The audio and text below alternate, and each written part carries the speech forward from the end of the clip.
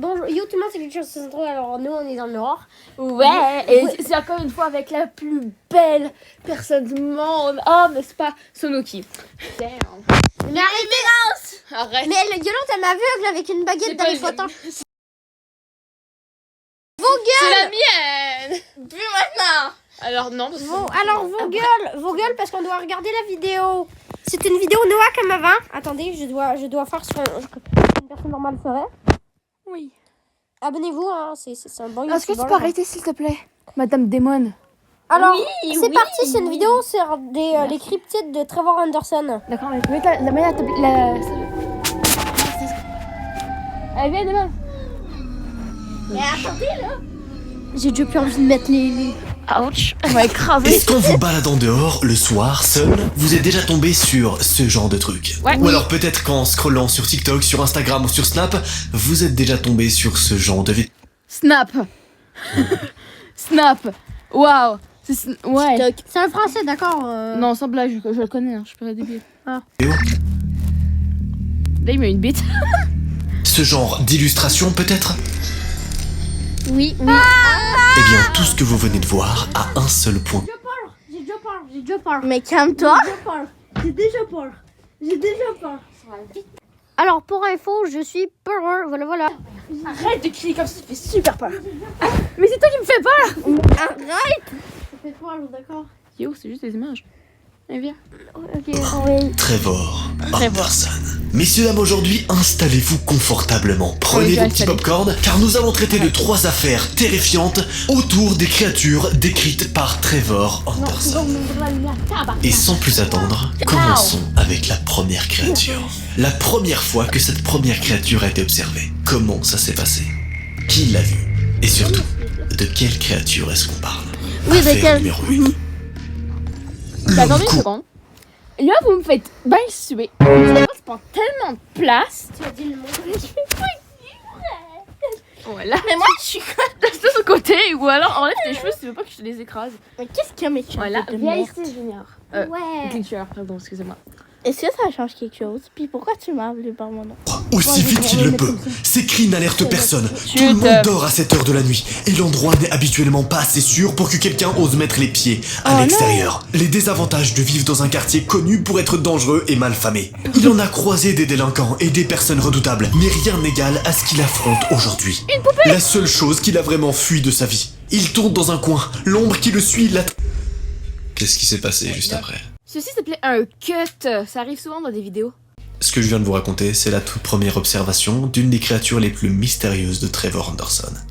Et je vais vous raconter son histoire. Aujourd'hui, Oh, je vais merde. tout d'abord vous parler de Nicolas. Un jeune homme lambda de 29 ans. Nicolas est informaticien, divorcé et près d'un petit Maxence qui a 5 ans. C'est un homme sans histoire qui vit seul et qui n'a pas particulièrement d'antécédents de grosses histoires. C'est vraiment un homme qu'on peut croiser tous les jours dans le métro ou sur son lieu de travail. Il n'a rien de bien particulier. Il s'occupe de sa mère, une dame de 60 années qui a quelques soucis de santé. Depuis son divorce, il essaie de garder la tête hors de l'eau. Parce que oui, ça a été un des pires moments de sa vie. Sa femme l'a trompé à plusieurs reprises, bref, une sale histoire. À présent, il vit seul, célibataire, il a pas du tout envie de se remettre avec quelqu'un. Une de ses rares joies, c'est son fils. Il a réussi à avoir la garde partagée, mais il se bat pour avoir la garde complète, car son ex-femme n'est pas très sérieuse. Maxence, son petit garçon, c'est vraiment la prunelle de ses yeux. Le petit garçon va à l'école, il a réussi à adapter ses horaires pour passer le plus de temps possible avec lui, bref, tout va bien. Il mène une vie simple, qui lui convient, et retrouve peu à peu sa joie de vivre. Mais tout ça, c'est le contexte. C'est avant qu'il rencontre l'une des choses qui va bouleverser sa vie. 20 février, 16h55. Fin de travail pour Nicolas, il sort du travail avec un sourire. Nadia, la nounou de Maxence, lui a envoyé un message pour lui prévenir qu'elle avait bien préparé ce qu'il fallait pour le petit anniversaire surprise de son fils. Il n'avait pas prévu de grosses fêtes avec ses amis, juste un petit goûter avec 2 de ses amis de la maternelle. Son petit appartement ne lui permet malheureusement pas de recevoir une classe entière chez lui, alors il fait ce qu'il peut pour égayer la vie de son fils. Il s'arrête dans la meilleure pâtisserie de la ville, où il a commandé le gâteau préféré de son fils, un fondant tout chocolat. Mais lorsqu'il sort, il s'arrête. Un frisson parcourt son corps. Et il se raidit assez brusquement. En fait, ce qu'il ressent là, notre Nicolas, il ressent comme Un bon un pressentiment. frisson, comme une gêne. Comme si quelqu'un était là, en train de l'observer, en train de le traquer.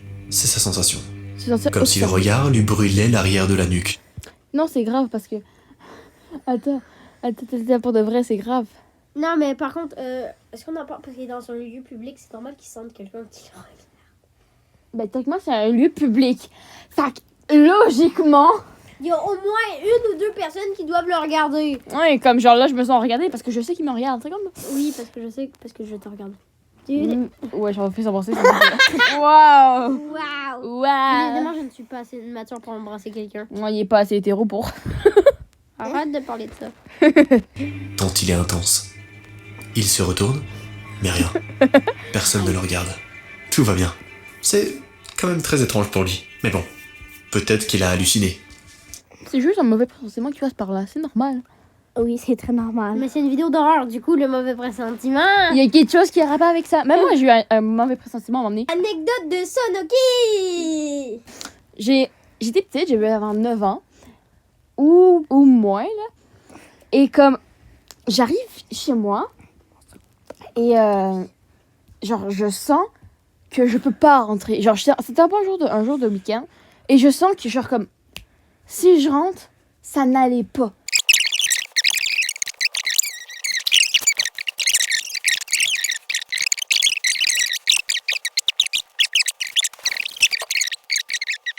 Et moi, j'avais senti le mauvais pressentiment, fait que j'étais sortie avant qu'il arrive. Et je suis rentrée après qu'il partit. Fait que le timing, il était beau. C'était fou. Non, mais là, wow, c'est une anecdote, c'est un secret d'horreur de Squeezie, là. Ouais. Bon, allez, on continue. Ouais, c'est vrai, on continue. Arrête de bouger pour toi. Du moins, c'est ce qu'il pense en tout cas. L'incident est rapidement oublié au profit de son fils qui l'attend à la maison. 5 minutes plus tard, il n'y pense même plus. 22 février, 7h41. Pour une raison qu'il ignore en partie, Nicolas est de plus en plus vigilant. Et pour cause. La veille, en sortant du travail, il a encore senti ce regard sur lui, suivi d'un mal-être qui lui a collé à la peau toute la soirée. Pourtant, cette fois-ci, encore, il n'avait rien derrière lui. Personne qui le regardait de travers ni quoi que ce soit. Nicolas a décidé de se montrer prudent, même si rien ne prouve qu'il est en danger. Un comportement légèrement paranoïaque qui ne s'explique que par ces sensations-là. Donc rien de probant en réalité. Évidemment, il en a parlé à personne, il tient un minimum à son image. Et il sait que son ex-femme attend n'importe quel prétexte pour demander la garde complète du petit Maxence. Et ça, Nicolas ne pourra pas le supporter, c'est sûr. Alors sa première conclusion à ce moment-là, elle est simple. Il se dit qu'il déraille. Voilà. Et il se dit qu'il perd un peu la tête, qu'il est peut-être stressé à cause du travail, ou qu'il a un petit souci. Mais globalement, à chaque fois qu'il se retourne ou qu'il regarde, il voit personne. Alors, qui le suit? Est-ce qu'il y a vraiment quelqu'un qui le suit? Bienvenue dans un thread paranormal, hein, du coup. 2 jours plus tard. No shit, Sherlock. Je savais pas, je vais m'étouffer d'ailleurs. C'est bon, c'est ma nouvelle équipe de... on a remplacé Sinox par Sonoki. Par Sunuki, c'est un S. On a remplacé l'ancien S pour le nouveau S. Yeah! Non, on ne remplacera jamais Sinox. C'est moi. D'ailleurs, anecdote, j'ai failli appeler cette chaîne YouTube Glitcher et Sinox. Sérieux? Oui, ben oui, Sinox, c'est le grand... Tu vois celui qui était déguisé en Spider-Man, là, qui faisait ça? Ah, c'est lui, Sinox. Ok.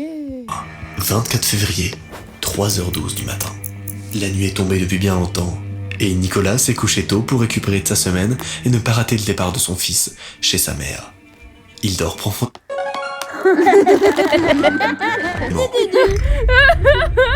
Quand une secousse le réveille presque en sursaut. Là, c'était tellement bien cadré.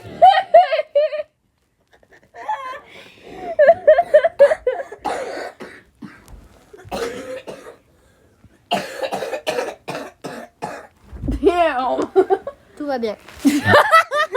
Assis devant lui, sur son lit, Maxence, son garçon, le fixe, les larmes aux yeux. À ce moment-là, son fils va lui dire un truc qui va rester gravé dans sa mémoire, et même dans ma mémoire, à moi aussi, parce que ça m'a traumatisé. Son fils lui dit « Papa, il y a quelqu'un dans la maison. » Comment ça? Encore un peu réveillé, Nicolas a tendu l'oreille, mais il n'a rien entendu. Il a pris son fils contre lui et l'a aidé à se rendormir. Nicolas, lui, a lutté 1 heure contre le sommeil, mais il n'a rien entendu de plus. Il a fini par se rendormir assez sereinement en étant persuadé que son petit avait fait un cauchemar.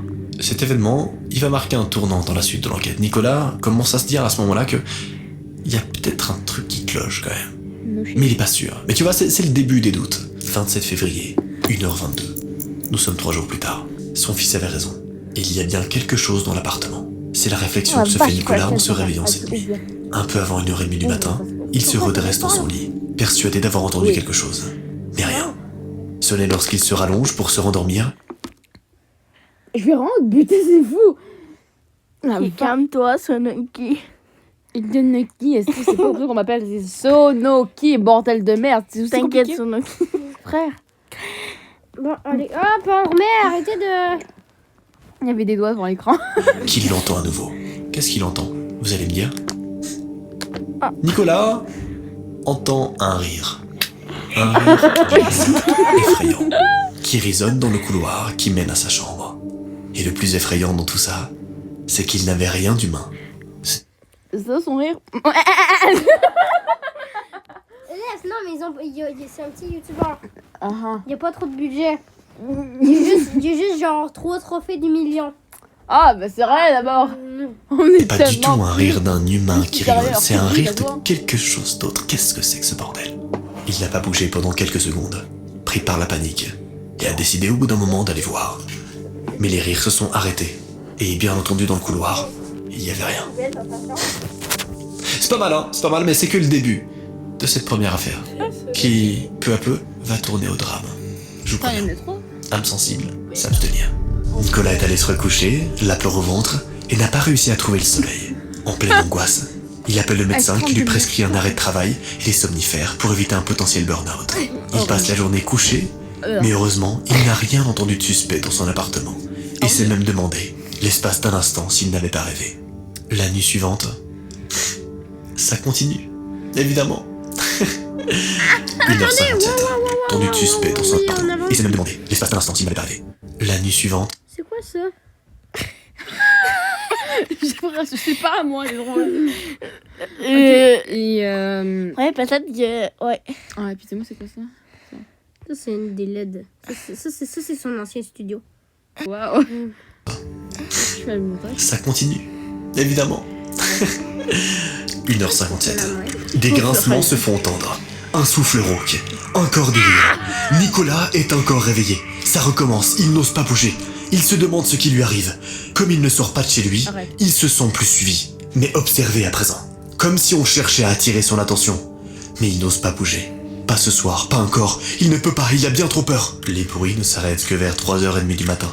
Malgré son épuisement, Nicolas ne parvient pas à s'endormir tout de suite. Et ne tombe de sommeil que 2 heures plus tard. Éreinté.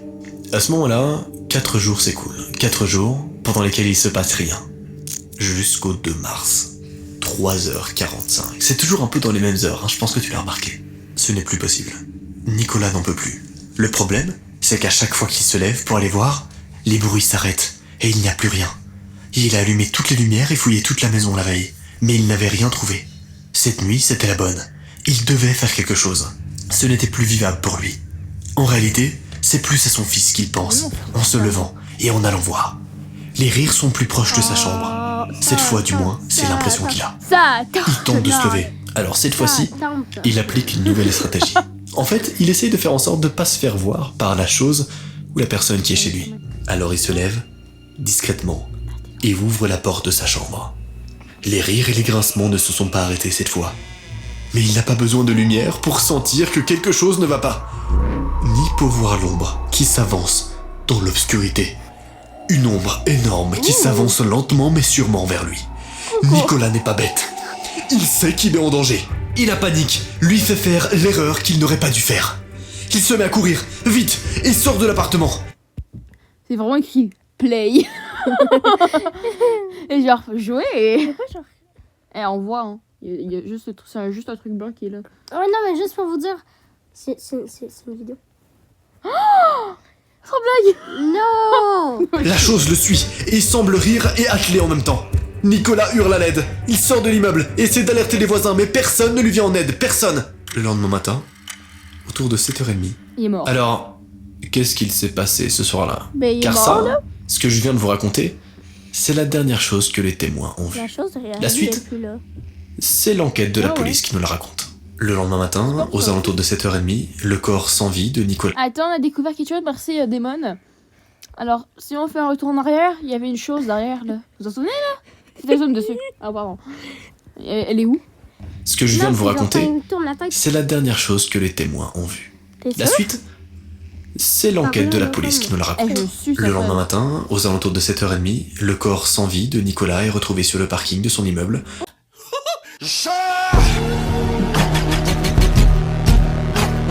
Par un de ses voisins.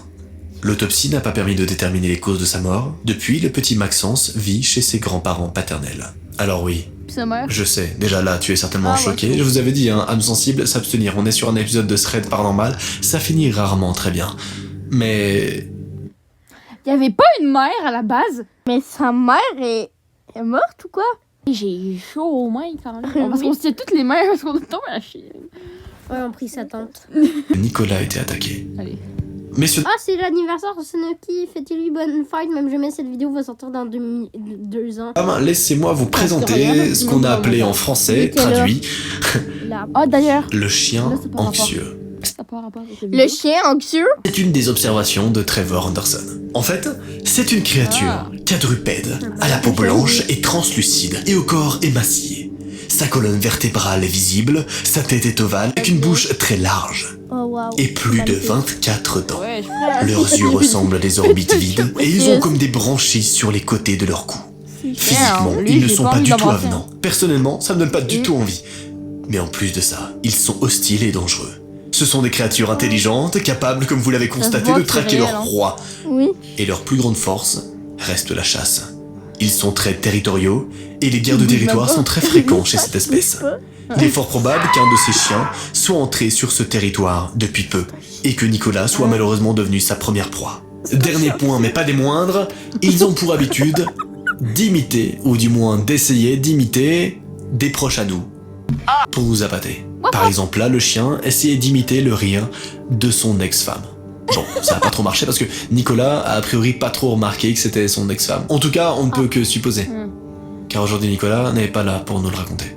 C'était Glitcher63. Je vous dis Au revoir. à la prochaine. En passant, il a juste changé de monteuse. Et dites dans les commentaires si c'est bien ou pas. Merci.